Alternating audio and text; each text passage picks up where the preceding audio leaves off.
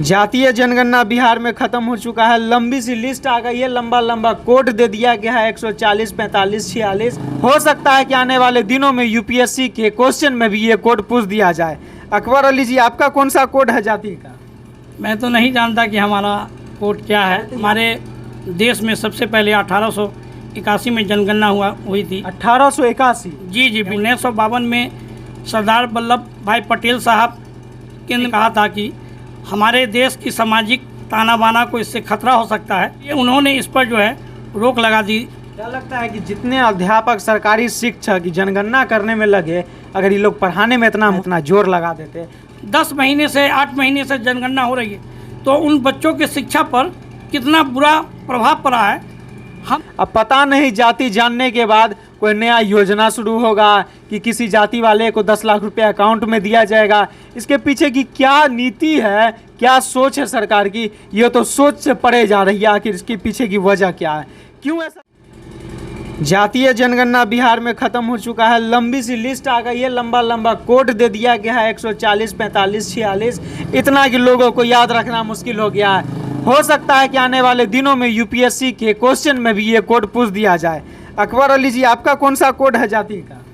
मैं तो नहीं जानता कि हमारा कोड क्या है। तो याद रखिए, कहीं भी पूछ सकता है। देखिए, एक्चुअली में सरकार के द्वारा अभी तक जो लिस्ट होनी चाहिए, हम लोगों के यहाँ जनगणना के लिए सरकार के द्वारा लोगों को नहीं भेजा गया है।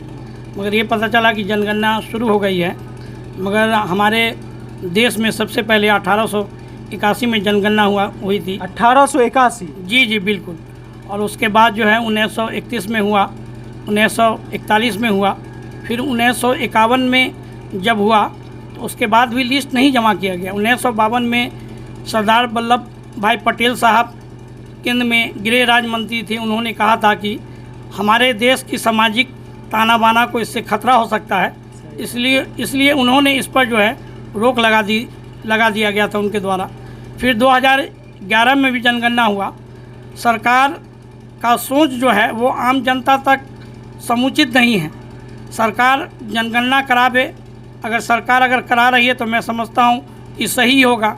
मगर जो भारतीय समाज के उन तमाम शिक्षित बेरोजगार युवाओं का जो मंशा है कि उनको सरकारी नौकरी उपलब्ध कराई जाए, सरकारी रोजगार उपलब्ध, सरकार को इस ओर ध्यान आकृष्ट कराना चाहिए।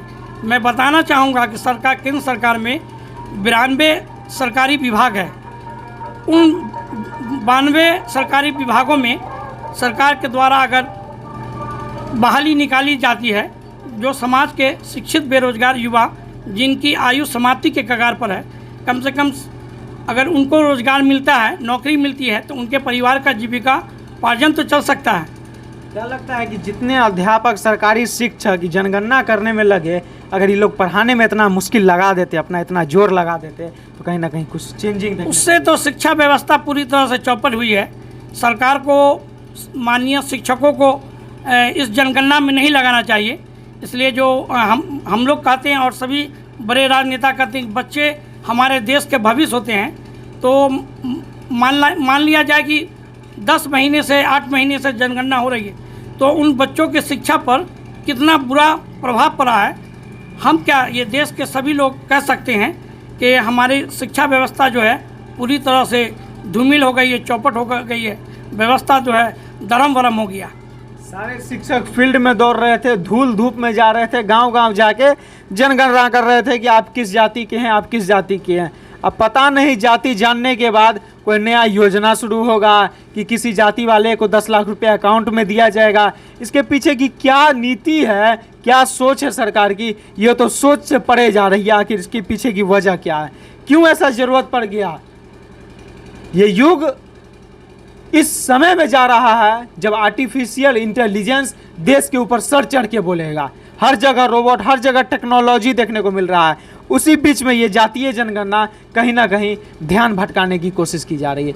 पता नहीं, अगर ज़रूरत था इस चीज़ का तो इस ज़रूरत को उजागर कीजिए, लोगों को बताइए कि इसके पीछे का मुख्य वजह क्या है, जो लोग भी आपकी मंशा समझ सके कि आपने सही में औपचारिक रूप से ये जनगणना लोगों के हित में कराई है। क्या लगता है, इस जनगणना से आम जन को कोई फ़ायदा होगा? हमें तो नहीं लगता, इसलिए कि मैं आपको माननीय शहीद पूर्व प्रधानमंत्री जनाब राजीव गांधी जी का एक बात कहूँगा, उन्होंने लोकसभा में कहा था कि यहाँ से जो योजनाएं जाती है वो आवाम जनता तक पहुँचते पहुँचते मात्र 15 पैसा ही पहुँचता है। तो मैं सरकार के तमाम ब्यूरोक्रेसी से भी ये सवाल करना चाहूँगा कि आखिर के 85 पैसा किसके पास चला जाता है, कौन लोग लूट के ले जाते हैं। आवाम जो आज समाज में खड़े हैं, अंतिम पंक्ति में जो खड़े हैं, जब तक वहाँ तक आपका विकास नहीं पहुँचेगा तब तक आपके राज्य का और राष्ट्र की तरक्की कभी नहीं हो सकती है। अब पता नहीं इस जनगणना से लोगों को क्या फ़ायदा होगा। अब देखिए आप तमाम लोग इस जनगणना के बारे में क्या सोचते हैं, इस जातीय जनगणना के बारे में क्या सोचते हैं ना, कमेंट सेक्शन में एक बार जरूर बताएं। जय हिंद।